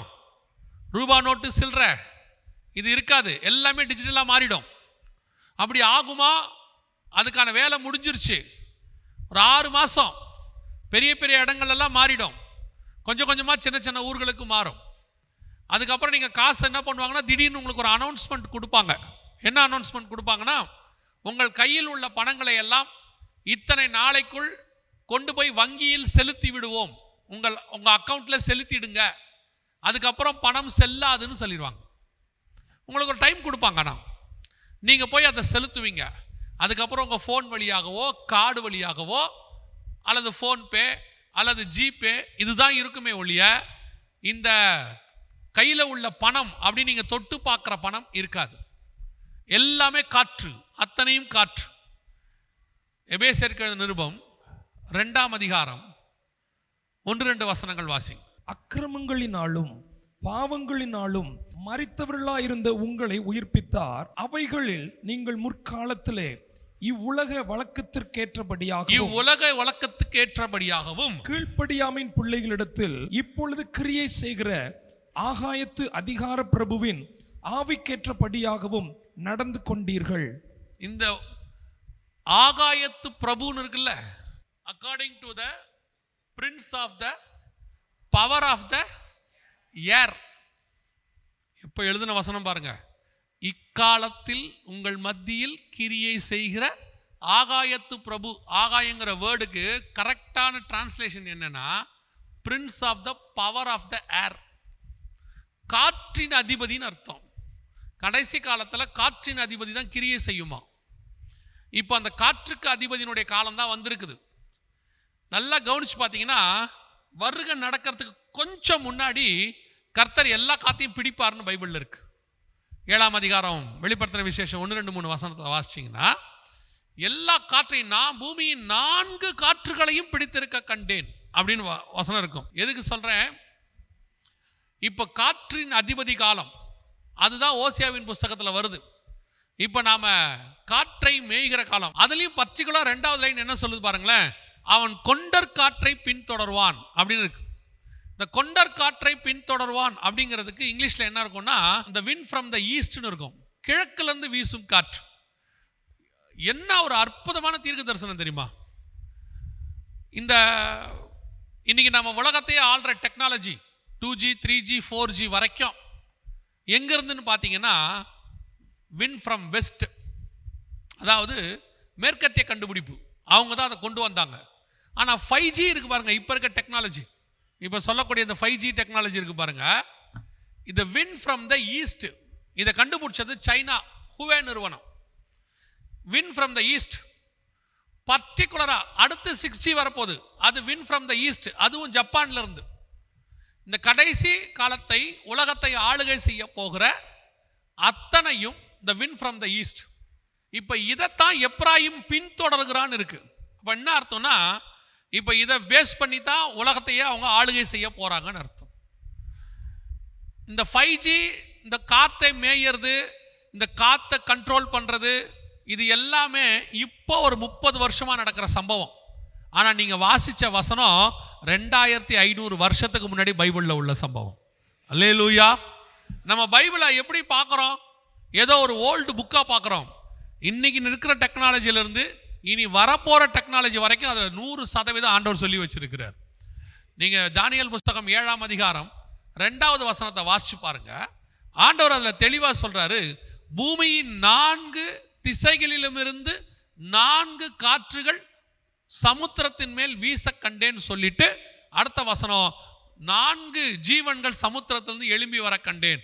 4 ஜீவன்களும் 4 ராஜ்யம்னு இருக்கு. இந்த காத்துக்கும் ராஜ்யத்துக்கும் மிகப்பெரியதான சம்பந்தம் இருக்கு. அதுல ஒன்று தான் இப்போ நம்ம கிட்ட கிரியை செய்யுது, ஆகாயத்து பிரபு. கடைசி காலத்தில் இந்த காத்து வின் ஃப்ரம் ஈஸ்ட், இந்த மீடியா எல்லாம் அவங்கள்தான். முழுக்க முழுக்க இன்னைக்கு உலகத்தையே கண்ட்ரோல் பண்ணணும்னா இந்த இன்டர்நெட்டையும் இந்த சேட்டிலைட்டையும் எவன் கண்ட்ரோல் பண்ண போறானோ அவன் கண்ட்ரோலில் தான் உலகம் போகுது கொஞ்ச நாளைக்கு. உபதேய புஸ்தகம் 4ஆம் வசனத்தில் ஆண்டவர் சொல்றாரு, நீ வானத்துக்கு ஏறி நட்சத்திரங்களுக்கு நடுவே உன் கூட்டை கட்டினாலும் நான் உன்னை அங்கே இருந்து விழ பண்ணுவேன். இப்போ நட்சத்திரத்துக்கு கூட்டுக்கு நடுவில் போய் நட்சத்திரம் கட்டிட்டாங்க. இப்போ வேர்ல்டு ஃபுல்லாக சேட்டலைட் முழுக்க முழுக்க நம்மளை கொண்டாந்துட்டாங்க. காற்றுக்கு அதிபதி இக்காலத்தில் கிரியை செய்கிறது. கொண்டர் காற்றை பின்தொடர்கிறான். அற்புதமான தீர்க்க தரிசனம். கடைசி காலத்தில் இவங்களுடைய ஆளுகைக்கு தான் நம்ம உட்பட்டிருக்கிறோம். ரொம்ப கேர்ஃபுல்லாக இருக்கணும். நம்ம டெக்னாலஜி காலத்தில் வந்துட்டோம், பைபிளுக்கும் ஆண்டவருக்கும் சம்பந்தம் இல்லைன்னா நினைக்கக்கூடாது. இன்னைக்கும் உலகம் தேவனுடைய கண்ட்ரோலுக்கு கீழே தான் இருக்கிறது. அதை தாண்டி யாரும் ஒன்றும் செய்ய முடியாது. நாம தான் இந்த காலத்தை மட்டும் பார்க்குறோம். ஆண்டவர் 6000 வருஷமா பூமியில் இருக்கிற எல்லா காலத்தையும் பார்த்து முடிச்சிட்டார். ஆதாமிலிருந்து நம்ம காலம் வரைக்கும் அவர் பார்த்துட்டாரு. நம்ம தான் ஒரு 30 வருஷம் 40 வருஷம் 50 வருஷம் இந்த உலகத்தை பார்க்குறோம். அதுலேயே நாம் என்னமோ இந்த உலகத்தையே மொத்தம் தெரிஞ்ச மாதிரி நினச்சிக்கிறோம். நம்ம ஆண்டவர் தெரிஞ்சு தான் இந்த பூமியை இந்த லெவலுக்கு விட்டு வச்சிருக்கிறார். இன்னைக்கு காற்று அவர் கண்ட்ரோலுக்கு வரும். ஒரு நாள் காற்றை அதட்டுகிறவர் ஒருவர் இருக்கிறார். மேலிருந்து எல்லா கூட்டையும் கீழே தள்ளுவார். அதற்கு பிறகு சர்வ வல்லமை உள்ளவர் ஆளுகை செய்கிற காலம் ஒன்று வரும். அந்த 12ஆம் அதிகாரம் 1ஆம் வசனம் திருப்பி வாசிக்க பார்ப்போம். எவ்வளவு அழகா அந்த தீர்க்க தரிசனத்தை படிப்படியா கொடுக்கிறார் பாருங்களேன். எப்ராயிம் காற்றை மேய்ந்து கொண்டர் காற்றை பின்தொடர்கிறான். அவன் நாள்தோறும் பொய்யையும் கேட்டையும் வர்த்திக்க பண்ணி அசீரியரோட பொய்யையும் கேட்டையும் நாள்தோறும் என்ன செய்யறானா? வர்த்திக்க பண்ணி. எவ்வளவு அழகா இருக்கு பாருங்க. எப்ப இந்த மீடியா வந்துச்சோ பொய்யும் கேடும் நாள்தோறும் வர்த்திக்க ஆரம்பிச்சிருச்சு. ஒன்னு பொய், இன்னொன்னு கேடு. இன்னைக்கும் எல்லாரும் ரொம்ப கேஷுவலாக நம்ம ஒரு வார்த்தை சொல்கிறோம், இந்த டிவியால் தாங்க வீடே நாசமாக போகுது. அடுத்த வார்த்தை ஃபோனு. இந்த ஃபோனால் தான் இந்த பையன் வாழ்க்கையே நாசமாக போகுது. இந்த ஃபோனு டிவி ரெண்டுமே காற்றினால் வந்தது தான். இப்போ ஒரு காலத்தில் டிவி இருந்துச்சு. அப்போ டிவி இருந்த காலத்தில் வாரத்துக்கு 2 நாள் தான் நம்ம டிவியே பார்ப்போம். வெள்ளிக்கிழமையும் ஞாயிற்றுக்கிழமையும். ஒளியும்னு ஒன்று வரும். ஞாயிற்றுக்கிழமை சாயங்காலம் ஒரு படம் வரும். அதுக்கப்புறம் அந்த டிவிக்கு மரியாதையே கிடையாது, அவ்வளோதான். ஆனால் இப்போ அப்படி இல்லை. பாட்டுக்கு ஒரு சேனல், மூவிஸ்க்கு ஒரு சேனல், நியூஸ்க்கு ஒரு சேனல், ஸ்போர்ட்ஸ்க்கு ஒரு சேனல், கார்ட்டூனுக்கு ஒரு சேனல், எல்லாத்தையும் மொத்தம் பண்ணி நாள்தோறும் பொய்யும் கேடு. வர்றதெல்லாம் ஒன்று கேடான விஷயம், இல்லை பாதி பொய். மீடியாவில் வர்றதெல்லாம் உண்மைன்னு நம்பிட்டீங்கன்னா உங்களை மாதிரி இன்னசென்ட் உலகத்தில் யாருமே இல்லை. அதில் வர்றதில் 80% பொய் தான் வருது இப்போ. ஏன்னா அவன் வேற வழி இல்லை, நியூஸ் கொடுத்துக்கிட்டே இருக்கணும். அவனும் என்ன செய்வான், முந்தி ஒரு நாளைக்கு ஒரு தடவை தான் நியூஸ் வரும், சாயங்காலத்தில் நைட்டில் வரும். இப்போ அப்படி இல்லை, 1 மணி நேரத்துக்கு ஒரு நியூஸ். அவனும் என்ன பண்ணுவான், இருக்கிற நியூஸே போட முடியாது. எது கிடைக்குதோ ஆராயறதெல்லாம் கிடையாது. உடனே அந்த பழக்கம் உங்களுக்கு ஃபோன்லேயும் இருக்குது. சில ஆட்களுக்கெல்லாம் இந்த பொய்யையும் கேட்டையும் வர்த்திக்க பண்ணின்னு அது ஒரு அர்த்தம் என்ன சொல்ல வச்சுன்னா மல்டிப்ளை பண்ணுறது. மல்டிப்ளை எப்படி பண்ணுறது? ஒரு நியூஸை அப்படியே குரூப்புக்கு ஃபார்வேர்ட் பண்ணுறது. ஃபார்வேர்ட் அப்படின்னு ஒன்று இருக்குல்ல, அதுக்கு பேர் தான் வர்த்திக்க பண்ணி. ஒன்று கிடச்சிட்டா போதும் 50 பேருக்கு அனுப்புறது. அது உண்மையா பொய்யா ஒன்றும் பார்க்கறது கிடையாது, அவ்வளோதான். அதுவும் ஊழியக்காரங்களை பற்றி ஏதாவது வந்துருச்சுன்னு வச்சுங்க, இமிடியட் ஃபார்வர்ட் பண்ணுறதுக்குன்னே ஒரு குரூப் இருக்கு. அந்த உங்களை நம்பியே பேசுறதுக்குன்னு 2 பேர் இருக்கானுங்க. நீங்கள் நல்ல செய்தி போடுங்க, அதை பார்க்கறதுக்கு 40,000 பேர்னா, திட்டி போடுங்க, அதை பார்க்கறதுக்கு 20,000 பேர் இருக்கான்.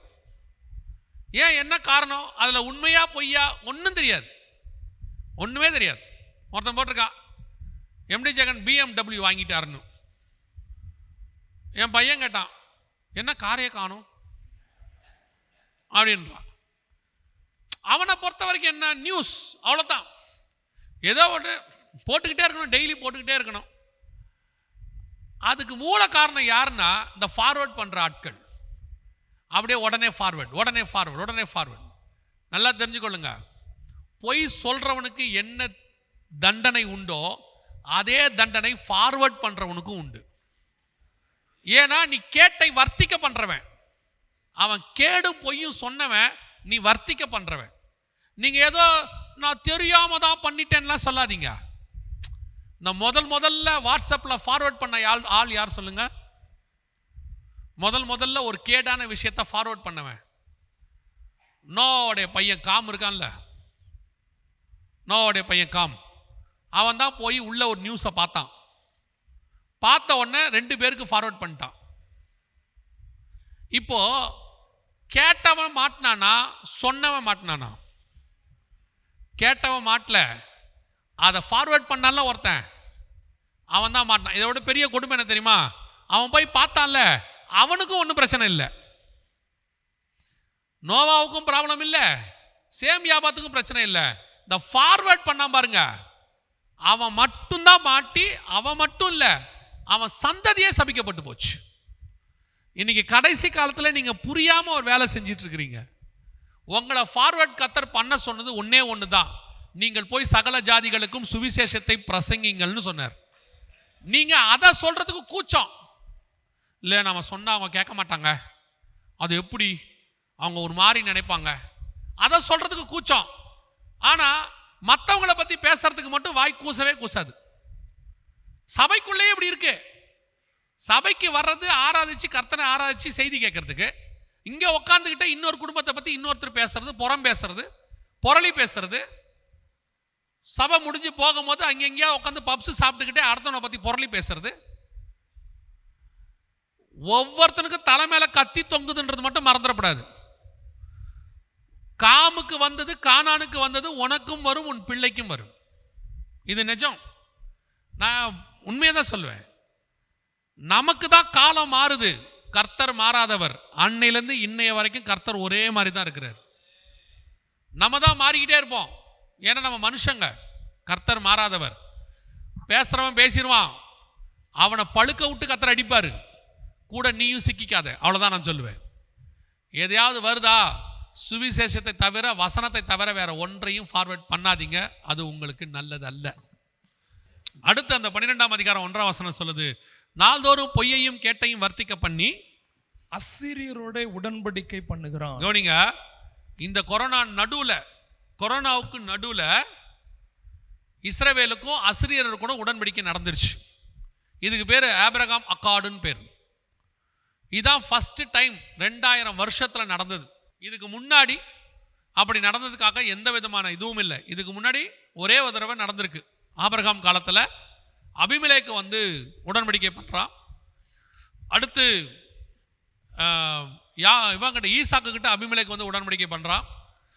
அடுத்து யாக்கோபு கிட்ட வந்து லாபான் உடன்படிக்கை பண்ணுறான், சீரியா தேசத்துக்காரன். இதுக்கப்புறம் உடன்படிக்கை நடந்ததா நமக்கு எங்கேயுமே பைபிளில் இல்லை.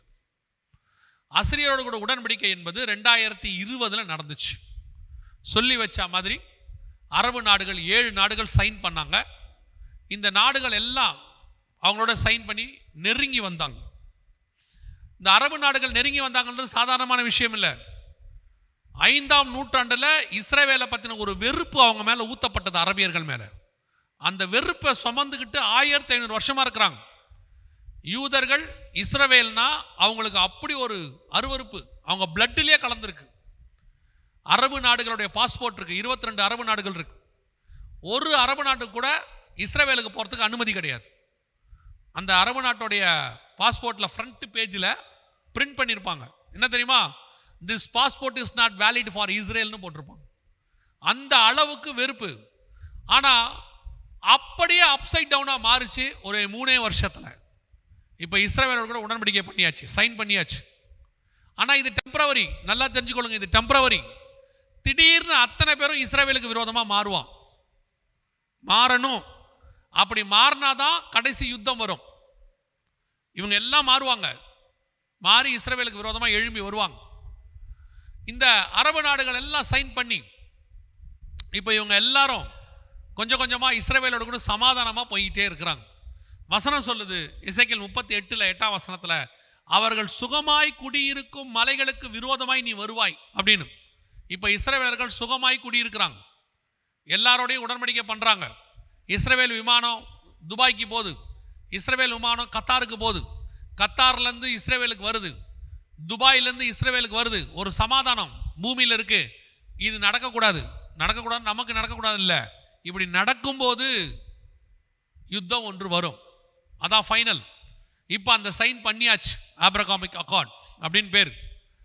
இதுக்கு முன்னாடி என்ன ஒரு ஆச்சரியம்னா, 2005 வரைக்கும் இவங்களை அப்படி பகைப்பாங்க. 2015 கூட இவங்க மேலே அவ்வளோ வெறுப்பு இருந்துச்சு அரபியர்களுக்கு. திடீர்னு மனமாற்றம், சைன் எல்லாம் பண்ணுறாங்க, எல்லாம் நடக்குது. ஆனால் இது டெம்பரவரி. திருப்பியும் சொல்கிறேன், இது டெம்பரவரி. இதே அரபு நாடுகள் இஸ்ரவேலுக்கு விரோதமாய் ஒன்று கூடுவாங்க. சகரியா 12 சொல்லப்பட்ட காரியம் நடக்கும். 3, 4, 5 வசனம் அடுத்து நடக்கும். இது ஓசியாவில் உள்ளது, சகரியாவில் உள்ளது பின்னாடி நடக்கும். கர்த்தர் சொன்னபடியே துல்லியமாய் தீர்க்க தரிசனம் நிறைவேறி விட்டது. 12:1 உடன்படிக்கை முடிஞ்சிருச்சு.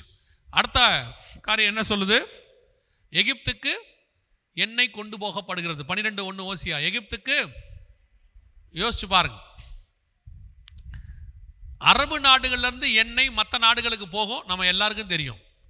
ஆனால் இஸ்ரேல்லேருந்து எகிப்துக்கு என்ன போகுமா? இத்தனைக்கும் எகிப்துக்கிட்ட தான் சுயூஸ் கால்வாய் இருக்குது, கணவாய். அது வழியாக தான் எல்லா கப்பலும் போகும். எகிப்து தனக்கு தேவையானதெல்லாம் அந்த கப்பல்கள்லேருந்து வாங்கி கொள்ளும். ஏன்னா அவங்க நாட்டை தாண்டி தான் அத்தனை கப்பலும் போகணும். அப்படி இருக்கும்போது எகிப்துக்கு எண்ணெய் இஸ்ரவேல்லேருந்து வருமா? இந்த ஓசியா தீர்க்க தரிசனம் 2500 வருஷத்துக்கு முன்னாடி உள்ளது, மறந்துடக்கூடாது. இப்போ நம்ம காலத்தில் கொரோனா பீரியடில் எகிப்துக்கு எண்ணெய் இஸ்ரவேலிலிருந்து போச்சு. இதான் அந்த சைன் பண்ணி எகிப்துக்கு என்ன. இதில் ஒரு பெரிய விஷயம் என்னென்னா, இந்த திட்டத்துக்கு பேர் லேவியதான்னு பேர். லேவியதான்னா பைபிளில் கடல் பாம்புன்னு இருக்கு. ஏன் இதுக்கு கடல் பாம்புன்னு பேர் வச்சாங்கன்னா, இஸ்ரவேலிருந்து எண்ணெய் கடலில் பைப் வழியாக எகிப்துக்கு போச்சு. ஓசியா 12:1 நிறைவேறிடுச்சு. 1972 இஸ்ரவேலுக்கும் எகிப்துக்குமான சண்டை ஃபேமஸ். அந்த நாட்டினுடைய ஜனாதிபதி நாசர்னு ஒருத்தர் இருந்தார். அவர் சொன்னார், இஸ்ரவேலை வரைபடத்தில் இல்லாதபடிக்கு நான் அழித்து விடுவேன்னு சொன்னார். இன்னைக்கு அந்த நாடு இவங்ககிட்ட எண்ணெய் வாங்கிட்டு இருக்குது. தேவன் சொன்ன தீர்க்க தரிசனம் 100% ஆம் என்றும் ஆமேன் என்றும் நிறைவேறி விட்டது. அல்லேலூயா. இதில் என்ன பெரிய ஆச்சரியம் தெரியுமா? இந்த காலத்தை, இந்த பர்டிகுலர் காலத்தை, எகிப்துக்கு எண்ணெய் கொண்டு போகப்படும் காலத்தை ஓசியாவின் காலத்திலேயே கர்த்தர் நிர்ணயித்திருப்பாரனால், அந்த காலத்தில் வாழ்கிற உங்களையும் என்னையும் கர்த்தர் அப்பொழுதே நினைத்திருக்கிறார் என்று அர்த்தம். அல்லேலூயா. யோசிச்சு பாருங்க, இதெல்லாம் எவ்வளோ பெரிய தீர்க்க தரிசனம். எகிப்துக்கு இதுக்கு முன்னாடி இஸ்ரவேல்லேருந்து எண்ணெய் போனதே இல்லை. ஓசியா காலத்துக்கு அப்புறம், ஓசியா காலத்துக்கு அப்புறம் முன்னாடி பைபிளில் இல்லை. ஓசியா காலத்துக்கு அப்புறம் நடந்த சம்பவங்களில் எகிப்துக்கு எண்ணெய் போகவே இல்லை இஸ்ரேலிருந்து. இன்னைக்கு நம்ம காலத்தில் தான் போகுது. நம்ம கண்ணுக்கு முன்னாடி பைப்பொழியா போயிருச்சு. தீர்க்க தரிசனம் நிறைவேறி விட்டது. இது மூலமாக ஒரு விஷயத்தை நம்ம தெரிஞ்சுக்கணும். சூழ்நிலை ஆப்போசிட்டாக இருக்கும். கர்த்தர் சொன்னது வேற விதமாக இருக்கும். ஆனால் கர்த்தர் சொன்னது தான் நடக்கும். சூழ்நிலை படியே நீங்கள் பார்க்கக்கூடாது, கர்த்தருடைய வார்த்தையை மட்டும்தான் விசுவாசிக்கணும். சூழ்நிலை எகிப்துக்கு எண்ணெய் போகுமா? போகாது. ஏன்னா ரெண்டும் எதிரி நாடு, ரெண்டு பேரும் சண்டை போட்டிருக்காங்க. எப்போ வரைக்கும்? 10 வருஷத்துக்கு முன்னாடி வரைக்கும்.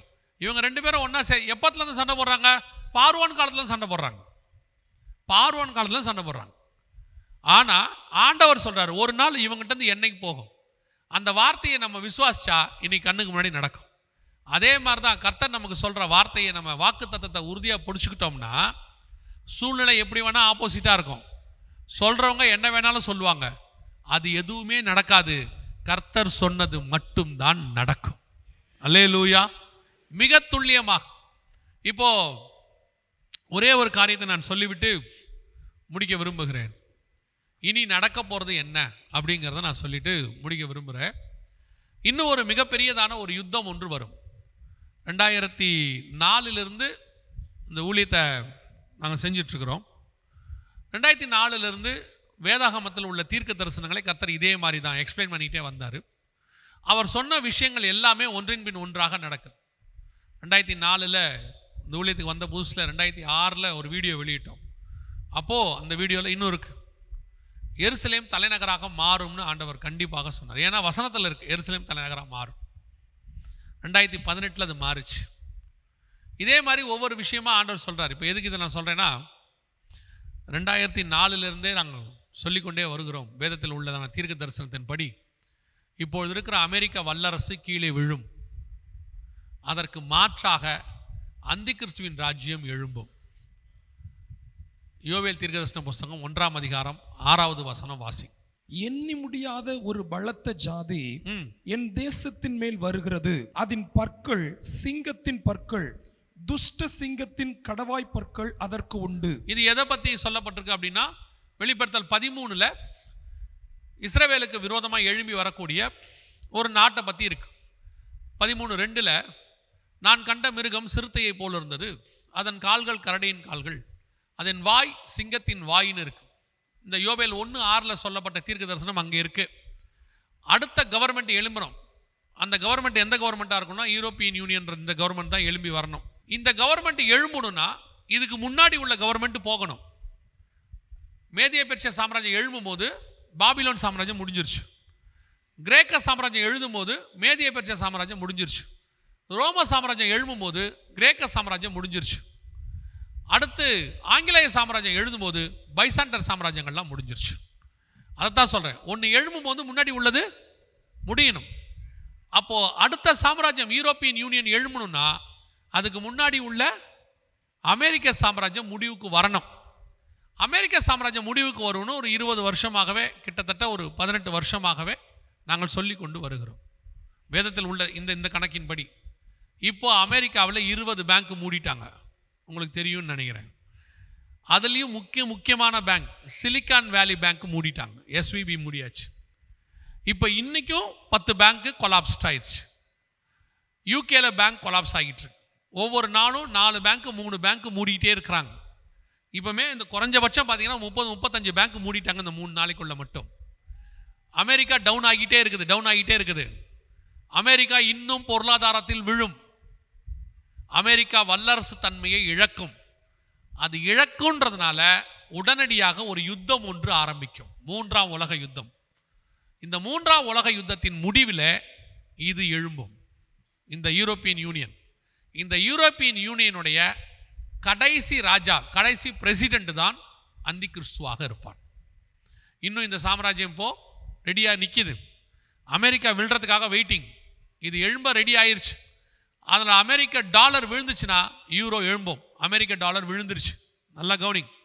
அமெரிக்காவினுடைய வீழ்ச்சி தொடங்கிருச்சு. இனி அமெரிக்கா எழும்பாது, ஃபினிஷ். அமெரிக்காவுக்கு பதிலாக யூரோப்பியன் யூனியன் தான் எழும்பும். இதுதான் யோவேல் 1:6. இவைகளுக்கு சம்பவிக்கும் போது இதுக்கு நடுவில் இவ்வளவும் நடந்துட்டு, இதெல்லாம் பர்ஃபெக்டாக டைம் லைனாக இருக்குது பைபிளில். இது நடக்கும்போது சபை எடுத்துக்கொள்ளப்படுதல் இருக்குதா? எனக்கு அதான் ஆச்சரியம். யோவேலில் பார்த்தீங்கன்னா அவர் டெக்னாலஜியை பற்றி பேசுவார். 2ஆம் அதிகாரம் 4ஆம் வசனத்துலலாம் பார்த்தீங்கன்னா மிகப்பெரிய டெக்னாலஜி பற்றி பேசிக்கிட்டு இருக்கிறார். 2வது வசனத்தில் பரவுகிறது ஏராளமான பலத்த ஜாதி தீவிரமாக வந்து பரவும், அப்படிப்பட்டது முன் ஒரு காலத்திலும் உண்டாகவும் இல்லை, இனி தலைமுறை தலைமுறையாக வரும் வருஷங்களிலும் உண்டாகுவதும் இல்லை. அவைகளுக்கு முன்பாக அக்கினி பட்சிக்கும், அவைகளுக்கு பின்பாக ஜுவாலை எரிக்கும், அவைகளுக்கு முன்பாக தேசம். இப்படி இது ஒரு பெரிய டெக்னாலஜி. இதை பற்றி எக்ஸ்பிளைன் பண்ணுறதுக்கு இப்போ நேரம் இல்லை. இன்னைக்கு உள்ளதான ஏஐ டெக்னாலஜினுள்ள இன்னும் ஏஐ டெக்னாலஜியுடைய அட்வான்ஸ்ட் அடுத்து வரக்கூடியதான வேர்ஷனை பற்றி யோவேலுக்கு வெளிப்படுத்துகிறார். ட்ரோன் டெக்னாலஜி பக்கா பர்ஃபெக்டான விஷன் யோவேலுக்கு கொடுக்குறார் ஆண்டவர். இந்த விஷனை காட்டிட்டு, இவ்வளோ பெரிய டெக்னாலஜியை காட்டிட்டு, நடுவில் திடீர்னு பார்த்தீங்கன்னா சம்பந்தம் இல்லாமல் ஒரு வசனத்தை கொண்டு வரார் பாருங்க.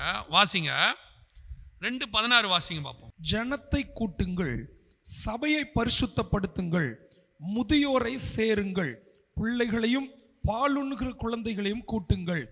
மணவாளன் தன் அறையையும் மணவாட்டி தன் மறைவையும் விட்டு புறப்படுவார்களாக. சம்பந்தமே இல்லாமல் ஒரு வசனம் ஒன்று வருது பாருங்க. அவர் வேற ஒரு டெக்னாலஜி பற்றி ஃபுல்லாக அங்கே பேசுகிறார். அதை பற்றி தான் 14வது வசனம் வரைக்கும் பேசிக்கிட்டே இருப்பார். அங்கே பார்த்தீங்கன்னா சந்திரன் இருண்டு போகும், நட்சத்திரங்கள் ஒளி மங்கும், அவர் தமது சேனைக்கு முன் சத்தமிடுவார். எல்லாருக்கும் ஒரு யுத்தத்தை பற்றி அதன் மூலமாக நடக்கிறதான ஒரு காரியத்தை பற்றி பேசிக்கிட்டே இருப்பார். நடுவில் சம்பந்தம் இல்லாமல் ஜனத்தை கூட்டுங்கள், சபையை பரிசுத்தப்படுத்துங்கள். எதுக்காக அப்படின்னு கேட்டால் கீழே வசனம் சொல்லுது, மணவாளன் தன் அறையையும் மணவாட்டி தன் மறைவையும் விட்டு புறப்படுவார்களா.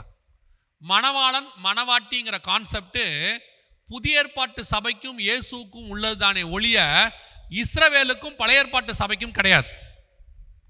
இஸ்ரவேலை மணவாட்டியா கர்த்தர் சொல்லவே இல்லை. அவர் சோரம் போயிட்டான்னு அப்பயே சொல்லிட்டார் ஆண்டவர். புதிய ஏற்பாட்டில் தான் சபைக்கும்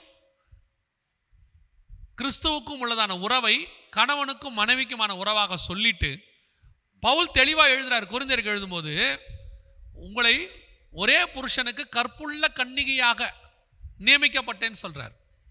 அது மட்டும் இல்லை, வெளிப்படுத்தின விசேஷம் முடியும் போதே ஆவியும் மணவாட்டியும் வா என்பார்களாக. மணவாளனுக்கு ஆயத்தம் பண்ணப்பட்ட மணவாட்டியை போல. இந்த மணவாட்டிங்கிற கான்செப்ட் புதிய ஏற்பாட்டு சபையை பொறுத்தது. அதை விட பெரிய ஆச்சரியம் என்னன்னு கேட்டீங்கன்னா, மணவாளன் தன் அறையையும் மணவாட்டி தன் மறைவையும் விட்டு புறப்படுவார்கள்.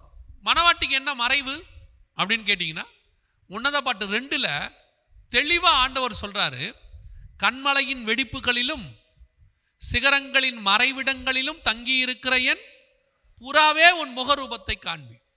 கண்மலையின் வெடிப்புனா கிறிஸ்துவினுடைய பாடுகள். அதுக்கு நடுவில் இருக்கக்கூடியதான சபை. இஸ்ரவேல் சபை கண்மலை வெடிப்புக்குள்ளே இருக்காது. புதிய ஏற்பாட்டு சபை தான் கண்மலை வெடிப்புக்குள்ளே இருக்கும். அப்போ கண்மலையின் வெடிப்புக்குள்ளே இருக்கிற சபை மணவாட்டி தன் மறைவை விட்டு புறப்படுவாராக. ஏன் யோவேல்ல இதையெல்லாம் பேசிக்கிட்டே இருக்கும்போது சம்பந்தம் இல்லாமல் நடுவில் கொண்டு வந்து மணவாளன் மணவாட்டி அதுவும் புறப்படுவார்களாகன்னு இருக்குது. எங்கிருந்து புறப்படுவாங்க? எங்கிருந்து புறப்படுவாங்க? வசனம் தெளிவாக எவ்வளோ ரகசிய வருகை சபை எடுத்துக்கொள்ளப்படுதலுக்கு எவ்வளோ துல்லியமாக கொடுத்து, அதுவும் சபைனே சொல்றாரு, ஜனத்தை கூட்டுங்கள், சபையை பரிசுத்தப்படுத்துங்கள். மணவாளன் தன் அறையையும் மணவாட்டி தன் மறைவையும் விட்டு புறப்படுவார்களாக. மணவாளனும் மணவாட்டியும் புறப்படுகிற காலம் வந்துவிட்டது. நம்ம கண்ணுக்கு முன்னாடி நிறைவேற வேண்டிய தீர்க்க தரிசனங்கள் ஓசியா வரைக்கும் எல்லாம் நிறைவேறிக்கிட்டு. இன்னும் ஒரே ஒரு யுத்தம் மாத்திரம் பாக்கி. அந்த யுத்தம் வந்து ஐரோப்பியன் யூனியன் இப்பொழுதே தலையை தூக்கிருச்சு. நம்ம கண்ணுக்கு முன்னாடி யுத்தம் தொடங்க போகுது. இதுக்கு நடுவில் கர்த்தருடைய வருகையும் சம்பவிக்க போகிறது. மணவாளன் மறைவாய் இருக்கிற தன் மணவாட்டியை எடுத்துக்கொண்டு போகிறார். இந்த ரகசிய வருகைன்னு ஏன் சொன்னாங்க தெரியுமா? யாருக்கும் தெரியாமல் கொண்டு போகிறதுனால அதுக்கு பேர் என்னது? ரகசிய வருகை. அதனால தான் அதுக்கு ரகசிய வருகை. இப்போ பாருங்க, மணவாட்டியை ரகசியமாக அறையிலிருந்து அவர் கூட்டிகிட்டு போகிறார். அதனால் அதுக்கு பேர் ரகசிய வருகை. பரிசுத்தவான்கள் நமக்கு முன்னாடி சொன்னவங்க தப்பாக சொல்லலை, புரிதலுக்காக நமக்கு சொல்லி வச்சிருக்கிறாங்க. அப்போ நமக்கு காலத்தில் நம்ம கண்ணுக்கு முன்னாடி கர்த்தருக்கு சித்தமானால் வருகை நடைபெறுவதற்கு நிறைய வாய்ப்பு இருக்கிறது. இது இப்போ நாம் மிக முக்கியமான யோவேல் காலத்துக்குள்ளே நுழையிறோம். ஆண்டவர் சொன்ன ஒவ்வொரு தீர்க்க தரிசனங்களும் மிக துல்லியமாய். அதனால தான் பவுல் சொல்லும் போது, பழைய ஏற்பாட்டை பற்றி சொல்லும்போது, அற்பமாய் எண்ணாதிருங்கள், அவைகள் வரும் காரியங்களுக்கு நிழலாய் இருக்கிறது, அவைகளின் பொருள் கிறிஸ்துவை பற்றினது. இதில் எந்த வேத வாக்கியமோ அற்பமானது அல்ல. ஒவ்வொன்றுக்குள்ளேயும் கர்த்தருடைய தீர்க்க தரிசனம் புதைந்திருக்கிறது. அவைகளுக்குள்ளே கர்த்தருடைய திட்டமும் இருக்கிறது. அதை சபைக்கு வெளிப்படுத்த கர்த்தர் சித்தமுள்ளவராய் இருக்கிறார். அல்லேலூயா. இப்போ ஆண்டவர் கூடி வர பண்ணியிருக்கிறாரு. இப்போ சபைக்கு ஆண்டவர் கொடுத்துருக்கிற ஒரே வேலை, சபையை பரிசுத்தப்படுத்துங்கள். இப்போ எதுக்கு ஆண்டவர் உங்களை என்னை திருப்பி கூட்டு வந்திருக்கிறாரு? சபைக்கு கூட்டு வந்த நோக்கம் என்ன? நான் சொல்லிவிட்டு முடிக்கிறேன், கவனிங்கள். சபை என்பது பிளஸ்ஸிங் சென்டர் இல்லை. சபை என்பது ஹீலிங் சென்டர் இல்லை. சபை என்பது டெலிவரன்ஸ் சென்டர் கிடையாது. சபை என்பது டிரான்ஸ்ஃபர்மேஷன் சென்டர், மறுரூபம் ஆக்கப்படுவதற்கான இடம், மணவாளனை போல மணவாட்டியை மாற்றுகிற இடம். அதுக்கு நடுவில் ஹீலிங்கும் டெலிவரன்ஸும் பிளஸ்ஸிங்கும் எல்லாம் தானாக வரும். கர்த்தர் என்னென்ன நியமிச்சாரோ அதெல்லாம் என்ன செய்யும்? தானாக வரும். நம்ம ஆண்டவர் நம்மளை ஆசீர்வதிக்காமல் வேறு யாரும் ஆசீர்வதிக்க போகிறார்? நம்ம இப்போ நம்மளை ஆசீர்வதிக்காமல் தான் இருக்கிறாரா? அவர் நம்மளை தெரிந்து கொண்டாரே, அதுவே பெரிய ஆசீர்வாதம். எத்தனை ஞானவான்களுக்கு மறைச்சிட்டு பைத்தியமான நம்மளை தெரிஞ்சுக்கிட்டாரு பாருங்க. உலகத்தில் உள்ள எத்தனையோ பேருக்கு போய் இயேசுவை சொன்னால் ஏற்றுக்க மாட்டேங்கிறான். ஆனால் உங்களுக்கும் எனக்கும் ஏற்றுக்கொள்ளுகிற மனப்பக்குவத்தை அவர் வச்சாரு. அதுதான் இருக்கிறதுலையே பெரிய ஆசீர்வாதம். இதை விட வேற என்ன பெரிய ஆசீர்வாதம் வேணும்? இன்னைக்கு உலகம் வேற விதமான ஆசீர்வாதத்தை பேசிகிட்டு இருக்குது, வேற விதமான டெலிவரன்ஸ். இன்னைக்கு நம்மளை உலகத்திலேருந்து ஆண்டவர் டெலிவர் பண்ணி கொண்டு உட்கார வச்சிருக்கிறார். மாறுபாடான சந்தத்தை விட்டு விலகி நம்மளை ரட்சித்திருக்கிறாரு. ஹீலிங், நம்முடைய ஆத்மாவை ஹீல் பண்ணியிருக்கிறாரு. கொரோனால எத்தனை கோடீஸ்வரன் சூசைட் பண்ணி செத்துட்டாங்க பாருங்க. துக்கத்தில், ஸ்ட்ரெஸ்ஸில், டிப்ரெஷனில். நாம் அவங்கள மாதிரி கோடீஸ்வரங்களாம் கிடையாது, அந்த அளவுக்கு பணம் கிடையாது. ஆனால் உங்களுக்கும் எனக்கும் அவங்கள மாதிரி கவலையும் கிடையாது. கர்த்தர் நம்மை சந்தோஷமாய் வைத்து பத்திரமாய் பாதுகாத்திருக்கிறார். இதை விட டெலிவரன்ஸ் வேற என்ன வேணும்? ஹீலிங் என்ன வேணும்? உலக பிரகாரமான ஹீலிங்கில் ஆண்டவர் ஈஸியாக கொடுத்துட்டு போயிடுவார். ஆனால் ஆத்மாவுக்கு தேவையான ஹீலிங்கை கர்த்தர் ஒருத்தரால் மட்டும்தான் தர முடியும், வேற யாராலையும் தர முடியாது. இன்னைக்கு ஒரு கூட்டம் உங்களை ஏமாத்திட்டு இருக்குது. சபைக்கு வேற எதுக்காகவும் வராதிங்க, ஆண்டவரை தேடி வாங்க, ஆண்டவரை போல மாறணும்னு வாங்க. மிச்சம் எல்லாவற்றையும் அவர் பார்த்துக்கொள்வார். முதலாவது தேவனுடைய ராஜ்யத்தையும் நீதியையும் தேடுங்கள், பின்பை இவை யாவும் உங்களுக்கு கூட கொடுக்கப்படும். எனக்கு ஆண்டவர் சொன்னது ஒன்னே ஒன்று தான், நமக்கு இன்ன தேவை என்பதை நம்முடைய பரமபிதா முன்பே அறிந்திருக்கிறார். நம்மளை கொண்டாந்த அப்பாவுக்கு நல்லா தெரியும். அது மட்டும் இல்லை, நம்ம அப்பாவுக்கு இன்னொன்னும் தெரியுமா? நீங்கள் வேண்டிக் கொள்வது இன்னதென்று அறியாது இருக்கிறபடியினாலே. ரோமர் 8 இருக்கு. நீங்கள் வேண்டிக் கொள்வது இன்னதென்று அறியாது இருக்கிறபடியினாலே உங்களுக்கு என்ன வேண்டணும்னு சொல்ற ஒரு டியூஷன் மாஸ்டரையும் கூட வச்சிருக்கிறாராமா. உங்களுக்கு வேண்ட தெரியாது, அதனால் நான் என்ன செய்கிறேன், என்ன தேவை என்பதை வேண்டுதல் செய்வதற்கு வாக்கு கடங்காத பெருமுச்சுகளோட விண்ணப்பங்களை ஏறெடுக்கிற ஒரு டியூஷன் மாஸ்டரையும் கூட வச்சுக்கிறார். அவர் நமக்கு சொல்லி கொடுக்குறாராமா என்ன தேவைன்னு. அவர் சொல்லி கொடுக்காததை சிலர் சொல்லி கொடுக்குறாங்க. நீங்க கேளு, ஆண்டவரை கிளைம் பண்ணு, இது பண்ணு. எவன் பேச்சையும் கேட்காதீங்க, எவன் பேச்சையும் கேட்க. கூடவே நமக்கு ஒரு மாஸ்டர் இருக்கிறார், டியூஷன் மாஸ்டர். என்ன தேவை என்பதை நமக்கு சொல்லி கொடுக்கறதுக்குனே அவரை வச்சிருக்கிறாராமா. அவரை தவிர இவெல்லாம் என்ன சொல்லி கொடுக்கறது? இந்த பய பேச்செல்லாம் கேட்டீங்கன்னா தொலைஞ்சிய. நல்லதுக்கு சொல்றேன். நீங்கள் சபைக்கு வருவது பரிசுத்தம் அடைவதற்கு, தேவனை போல மாறுவதற்கு. நம்முடைய ராஜா காலம் நெருங்கி விட்டது. ரொம்ப சீக்கிரம் வாசப்படியில் தான் நிற்கிறார், வேற எங்கேயும் இல்லை. உள்ளே வருவார், அழைத்து கொண்டு மேலே போகிறார். அல்லேலூயா. நாம ஜெபம் பண்ண போகிறோம். ஏந்திரிப்போமா? நம்ம எல்லாம் தேவ சமூகத்தில் எல்லாம் கண்களை மூடுவோமா? நம்முடைய ஆண்டவர் சொன்ன தீர்க்க தரிசன வார்த்தைகளில் ஒன்று கூட தவறி போகவில்லை. உரைக்கப்பட்டது வேணா 2000 வருஷத்துக்கு முன்னாடி இருக்கலாம், நான் நிறைவேறுவது நம்முடைய காலத்தில் நிறைவேறி கொண்டிருக்கிறது. எழுத்துக்கு எழுத்து நிறைவேறுகிறது. ஒன்று கூட தவறி போகவில்லை. நம்முடைய காலத்தை குறித்து முன்னுரைத்த தேவன் நம்முடைய காலத்தில் தான் மணவாளனுடைய வருகையும் மணவாட்டியினுடைய எடுத்துக்கொள்ளப்படுதலையும் பேசியிருக்கிறார்.